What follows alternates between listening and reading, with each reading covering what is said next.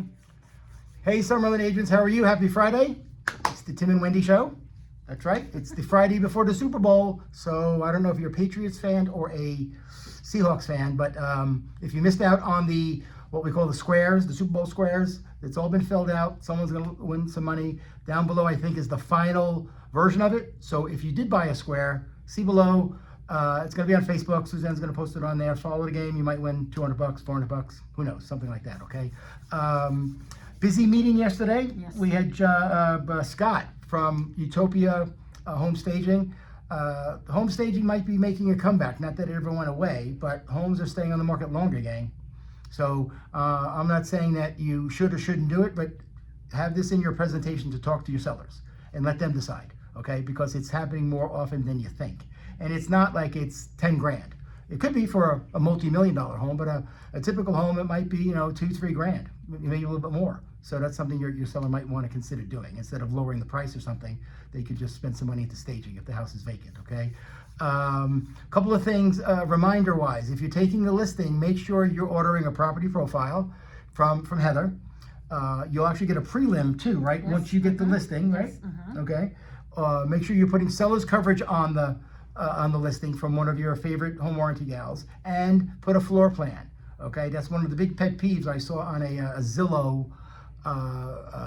What's the word I'm looking for? It was a Zillow poll they took from the people that go on their website. That there was a big disappointment that a lot of properties don't have a floor plan. It's free. It's part of your dues, so use it. It's called Cuba Casa in LVR. Okay. How are we doing with the mentees? Mentees are great. We want to say congratulations to Denise Cartwright and Jerry Dillard for being our Rising Star and Best New Agent. So yay, congratulations ladies, you're doing a great job. All mentees, we're super proud of you. Thank you for coming to all the classes and all the training that we have to offer. It'll help you in your career long term. Yeah, really, really good stuff. Like I said, the Super Bowl squares are down below, so again, print it out. If you paid for a couple squares, maybe you win some money. A reminder, in case you didn't know, transaction desk is open. How often, Wendy? 24/7. 24/7. Okay, so 10:30 at night when you're having trouble with Authentisign, don't text us. As a matter of fact, 6 o'clock at night, you have trouble with Authentisign. Don't call us. Call transaction desk. They're open 24/7. That's one of the benefits we pay for with them, so utilize it, okay? Don't be shy. They'll love to talk with you at that point, okay? Also below, if you missed the meeting, Heather and Matt Hoff talked about this financial crimes network thing. It sounds complicated, but I think, and jump in when if I mess this up. If you have a cash buyer or a trust buyer, there are certain forms that the escrow officer will give them. There's actually a checklist. I think there's 3 or 4 things that they have to meet. Down below. Right, so if they're paying cash and it's going to be in a trust or an LLC, then they're going to be required to do extra paperwork once escrow opens. So there's not much we need to know about that, but you can instruct them when they say, I'm going to buy cash, it's not going to be my primary residence, and I'm going to put it in my trust or LLC. Just say, okay, just so you know, when we open escrow, there'll be additional paperwork for you to do, and escrow will handle all of that. We don't need to be providing them any kind of paperwork. It's all done through escrow. And if you have an investor, like a lot of you do, that you've worked with for years, and they've purchased 3, 4, 5 properties from you, and now they're back purchasing a property, you have to tell them about this. And they're going to look at you like you're crazy. What are you talking about? I never had to do this again. Sort of like the buyer signing a BBRA. Remember? We thought that would be a big thing, and it's not a big thing. This is the same thing for your cash buyers, LLC, and trust accounts, okay? So I would just print out or have Heather send you the flyers that are down below and send them to your clients, and that explains it perfectly. But also, if you're on the selling side, if I'm the seller and an investor is buying my house, there's some paperwork that my seller has to do. Just a few questions that the seller will have to answer, and it's the buyer that triggers it. And then the title escrow will send over the proper documents for Correct. So it's not a big thing, okay? But again, down below is all the documentations. Print it out, have it. Just be able to have a conversation with your cash buyers about it, okay? Quick little stat that I found interesting. There's about 9,400 total listings in our MLS as of today.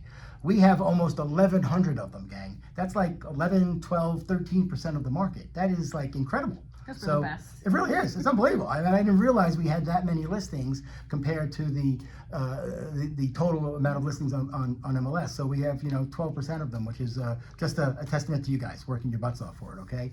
What else do we need to know? Make sure you're putting your documents within 72 hours. Into SkySlope. Please. Once your clients sign a Please. document, it must be uploaded into SkySlope within 72 hours, right? Correct. Mhm. Correct. We every now and then we'll get a closing package, a check for $28,000, and we have nothing. We don't know anything about the deal. There's nothing in SkySlope, nothing was uploaded, and that's not good, gang.